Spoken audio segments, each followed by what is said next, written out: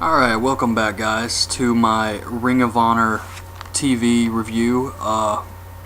This is March 17th, 2012, and I had to say I was a little disappointed in this week's episode. It had some good promos on it. The main event match was Roderick Strong versus Jay Lethal, and I thought that was okay, but I've definitely seen better from both guys. Anyway, they start the show off with a recap of the 10th anniversary show with Adam Cole beating Davey Richards, Kyle O'Reilly refusing to shake hands with Eddie Edwards and Adam Cole after the match, and then Kevin Steen saying he wants a match with Davey Richards. They cut to Adam Cole backstage saying that beating Davey Richards was a great moment, but he will never forget Kyle O'Reilly not shaking his hand, and he will make him respect him. And we have the first match, which is Chris Silvo, the psychedelic superstar, versus Adam Cole. This was, I guess it was okay, but it just didn't really do anything for me. Kyle O'Reilly comes out to do commentary. He says he's wrestling Jay Lethal March 30th for the TV title. Adam Cole wins with, he holds Chris Silvo's arms and then hits a German suplex and gets the win. Kyle stands up, he grabs a microphone, cuts a promo on Adam Cole. He says, "If you want my respect, all you have to do is beat me." Challenges him for a match on March 31st. Adam Cole accepts the challenge, and Kyle says he was the backbone of Future Shock. They talk about this March Mayhem thing they have going on with, it's like a tournament with 8 wrestlers. I'll get into more details on that later. They recap Jimmy Jacobs versus Kevin Steen from the 10th anniversary show. Steen comes out for an interview with Kevin Kelly. I don't know what was going on here. This was actually not very good at all. I'm a big Kevin Steen fan, but this was just, it was weird. Something was off here. Steen's music has changed now. When it starts, it's a wolf howling like Davey Richards, but then it's getting shot. Steen says the Blind Destiny Challenge is ironic because it puts him closer to his destiny, and if Eddie Edwards wins, he gets a title shot. He says he will become champion one way or another and will make Cornette pay. Jim Cornette comes out. He says Steen has a ways to go before Saturday, and his opponent on Friday, March 30th, is going to be El Generico. The first thing I thought was, I can't believe they're doing it this soon. I would think something has to happen, but I don't know what they can do. They've announced the match now, and I guess it's going to be El Generico. I thought he would be out for a while because of the injury, and he would come back and they'd do a big angle with him versus Kevin Steen again.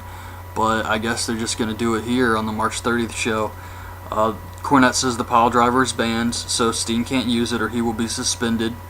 Steen says it changes nothing and he will take out anyone who stands in his way, including Cornette. It ended up to be an okay promo between Kevin Steen and Jim Cornette, but like I said, it started off really bad. It was just weird. Something was off about it. They have a Lance Storm promo. He says he intended to piss off Mike Bennett, and he's been training longer than Bennett's been alive.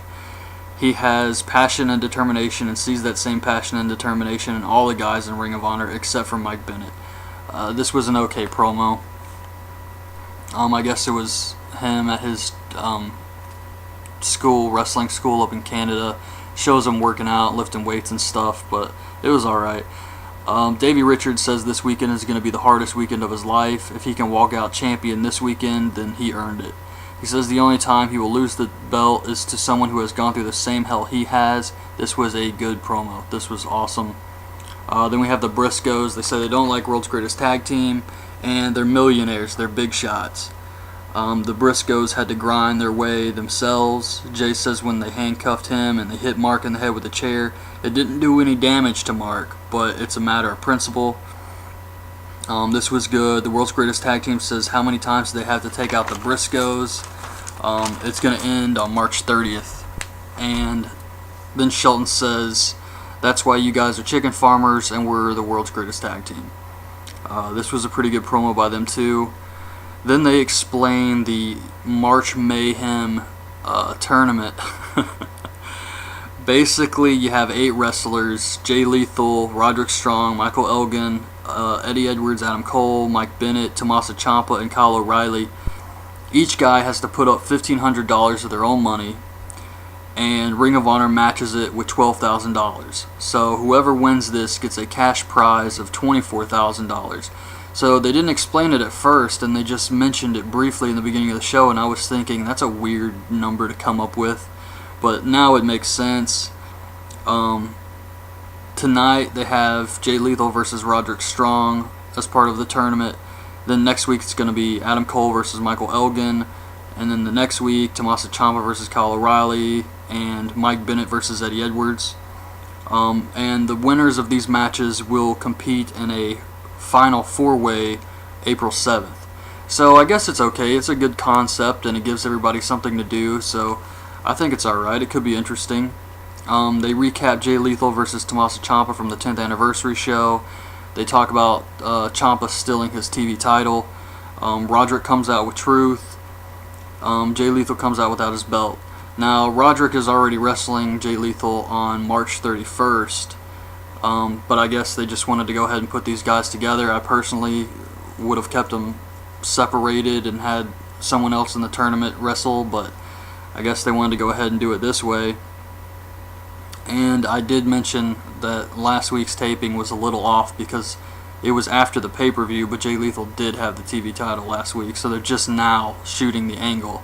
So it's kind of like a weird mess up there, but Jay Lethal versus Roderick Strong, this was pretty good. One thing I didn't like was Jay Lethal goes up to hit the 10 punches in the corner on Roderick Strong. He hits him 10 times.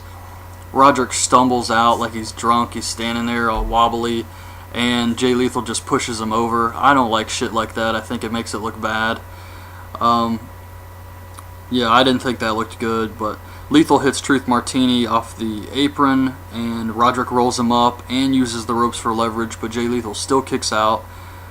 Truth gets on the apron again and distracts the ref. Michael Elgin comes out. Lethal tosses Roderick into Elgin, gets a roll-up on him, gets the win, so Roderick is out of the tournament and he loses his $1,500. I thought it was pretty good. Jay Lethal looked really strong here. Roderick's already in the title match, so it's good that they have Jay Lethal looking strong. And that was it. That was this week's episode. So like I said, I thought it was kind of lackluster, but it was okay, I guess. And I did hear that they are bringing in Rhino, I guess for a title shot. I'm not exactly sure what's happening with that. I just know he's supposed to come back and come to TV, so that should be interesting too. So that's pretty much it for this week.